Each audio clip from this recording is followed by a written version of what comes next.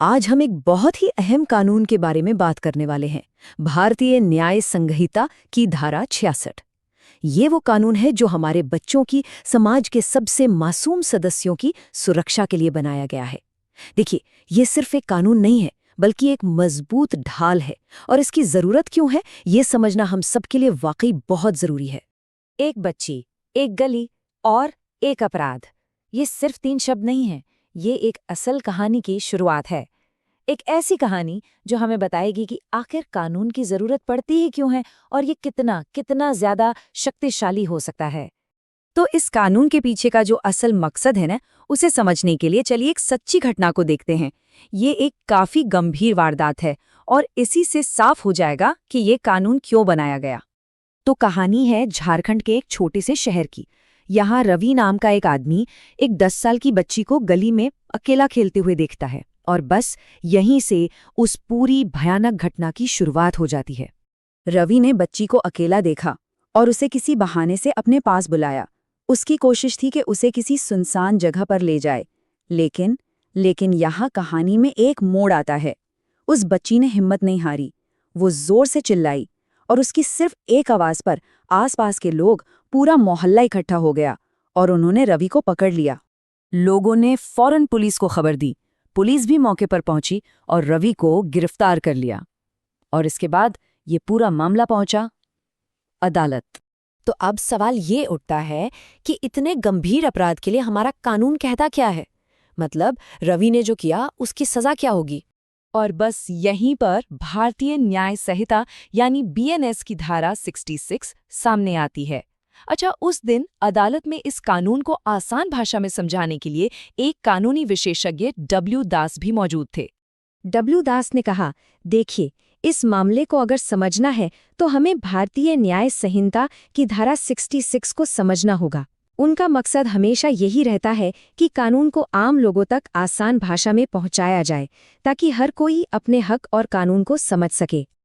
तो ये धारा 66 कहती क्या है?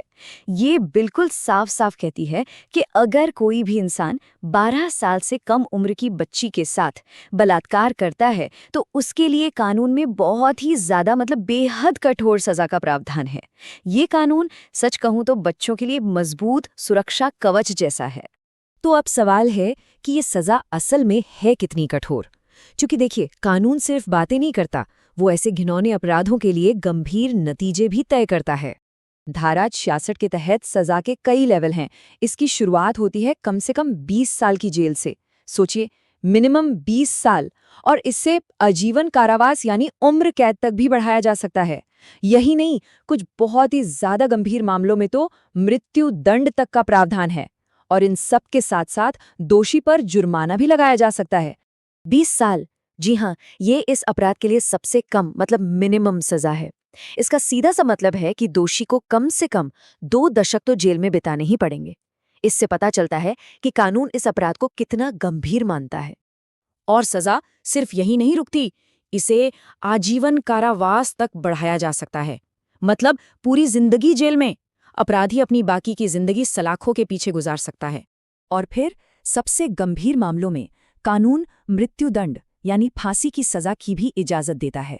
ये एक बिल्कुल साफ संकेत है कि हमारा समाज ऐसे जघन्य अपराधों को किसी भी कीमत पर बर्दाश्त नहीं करेगा। तो चलिए वापस रवि के मामले पर आते हैं। आखिर उसका क्या हुआ? गवाहों और सबूतों को देखने के बाद अदालत किस नतीजे पर पहुंची और इस पूरी घटना से हम सबको क्या सीख मिलती है? तो हुआ ये कि अदालत ने सारे सबूतों को अच्छे से परखा और रवि को दोषी पाया। कानून के तहत उसे कठोर कारावास की सजा सुनाई गई। आखिरकार न्याय हुआ। और जानते हैं, अदालत की कार्यवाही के बाद वहां जो लोग मौजूद थे, उनकी बात बहुत कुछ कह जाती है। उनमें से किसी ने कहा, आज समझ में आया कि छोटी बच्चियों की सुरक्षा के लिए कानून कितना सख्त है। इससे पता चलता है कि ऐसे फैसले सिर्फ एक अपराधी को सजा नहीं देते, बल्कि पूरे समाज पर एक गहरा असर छोड़ते हैं। और आखिर में डब्ल्यू दास ने सबको एक बहुत ही जरूरी संदेश दिया। उन्होंने कहा कि हम सबको हमेशा बच्चों की सुरक्षा और उनके सम्मान का ध्यान रखना चाहिए, और सबसे जरूरी बात, कानून का पालन करना चाहिए। और सच में यही आज का सबसे बड़ा सबक है। बच्चों की सुरक्षा ये सिर्फ कानून या पुलिस की जिम्मेदारी नहीं है, ये हम सबकी सामूहिक जिम्मेदारी है। ये एक ऐसी बात है जो हम सबके जहन में हमेशा रहनी चाहिए।